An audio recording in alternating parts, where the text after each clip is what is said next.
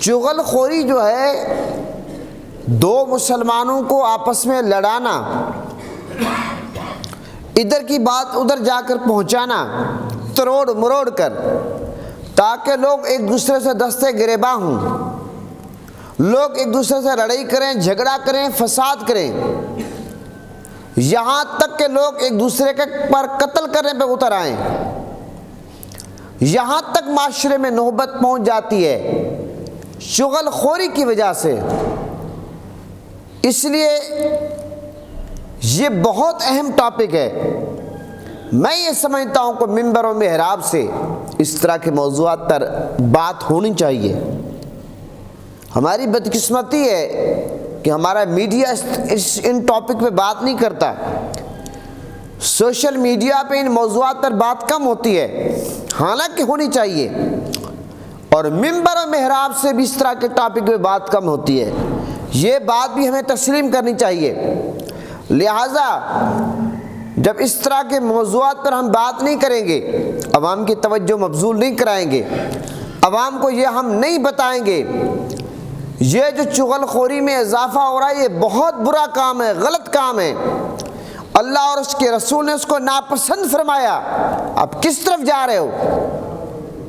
آپ دیکھیں کہ یہ جو چغل خوری ہے کتنا برا عمل ہے۔ میں آپ کے سامنے ایک حکایت رکھنا چاہتا ہوں، سچی حکایت۔ ایک شخص کے بارے میں آتا ہے کہ اس نے اپنی پوری زندگی مدینہ پاک میں گزاری، مدینہ پاک میں رہتا تھا، اس کی سسٹر بیمار ہو گئی۔ ظاہر ہے بھائی کی کوشش ہوتی ہے کہ اپنی سسٹر کا بہتر سے بہتر علاج کرائے، بہنیں پیاری ہوتی ہیں، بھائی پیارے ہوتے ہیں، تو بھائی نے کوشش کی، خاندان نے کوشش کی، لیکن اس کا ٹائم پورا تھا، وہ اللہ کو پیاری ہو گئی۔ المختصر بات یہ ہے، جب وہ اللہ کو پیاری ہو گئی تو اس کا جنازہ ہوا، تدفین ہوئی۔ بھائی جب واپس آتا پتہ چلا کوئی پیسوں کی تھیلی وغیرہ قبر میں کام کرتے کرتے گر پڑی ہے، قبر میں رہ گئی ہے۔ بھائی نے اپنے دوست کو کہا یار چلیں قبرستان چلتے ہیں۔ تو جب قبرستان پہنچے تو بھائی نے اپنے دوست کو کہا ذرا آپ تھوڑا سا فاصلے پہ چلے جائیں۔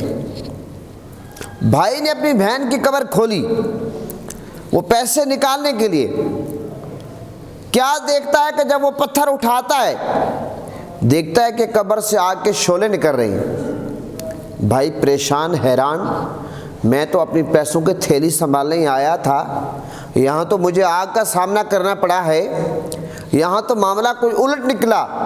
اب ظاہر ہے جب بہن کی قبر میں آگ کے شعلے ہوں، بھائی سے یہ کہاں برداشت ہوتا ہے۔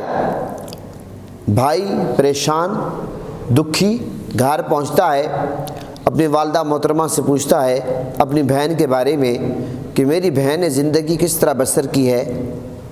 والدہ محترمہ نے، ظاہر جہاں پیار اور محبت کا رشتہ ہو وہاں بعض لوگ جب ذکر آتا ہے وہ بات کرنا ان کے لیے مشکل ہو جاتا ہے۔ اب ماں کے لیے بیٹی کی بات کرنا بہت مشکل تھا۔ بھائی نے بہت اصرار کیا، امی جی آپ مجھے بتائیں تو صحیح کہ میری بہن کے معمولات کیسے تھے۔ جب بھائی نے بار بار اصرار کیا تو اماں نے بتایا بیٹا بات یہ ہے تمہاری جو بہن ہے وہ نماز میں پڑھنے میں ذرا سستی کرتی تھی، پڑھ تو لیتی تھی لیکن سستی کرتی تھی، لاپرواہی کرتی تھی، اور پاکیزگی کا خیال بھی نہیں رکھتی تھی۔ اور تیسری اہم جو بات جو ہمارے موضوع سے وابستہ ہے کہ رات کو ہمسائے کے جو گھر ہیں ان کے پاس، ہمسایوں کے پاس جا کر ادھر ادھر کی باتیں لگایا کرتی تھی۔ اس ہمسائے کے گھر گئی یہ بات کر دی اس کے بارے میں، اس ہمسائے کے گھر گئی کہ بتا دیا فلاں ہمسایہ آپ کے بارے میں یہ کہتا ہے۔ جو ہمارے موضوع سے وابستہ بات ہے یہ کام کرتی تھی۔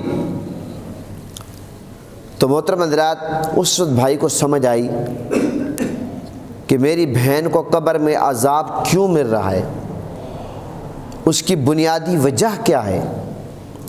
بنیادی وجہ یہی تھی کہ میری بہن چغل خور تھی، میری بہن لوگوں کو لڑاتی تھی، ہمسائے جو تھے ان کو جا کر ادھر کی ادھر لگاتی تھی، جس سے لڑائی بنتی تھی، معاملات بنتے تھے، اختلافات بڑھتے تھے، آگ کے شعلے بھڑکتے تھے، اور اس نے تو دنیا میں آگ کے شعلے بھڑکانے کی کوشش کی، لوگوں کو لڑانے کی کوشش کی، اختلاف ڈالنے کی کوشش کی، دوریاں ڈالنے کی کوشش کی، لیکن نتیجہ پھر اس کو نتیجے کا سامنا قبر میں کرنا پڑا کہ جو دنیا میں آگ لگانے کی کوشش کرتا ہے، آگ کے شعلے بھڑکانے کی کوشش کرتا ہے، لوگوں کو لڑانا چاہتا ہے، لوگوں کو درمیان دوریاں پیدا کرتا ہے، فاصلے ڈالنا چاہتا ہے، تماشائی بن کر دیکھنا چاہتا ہے، پھر اس کو قبر میں اس طرح کی چیزوں کا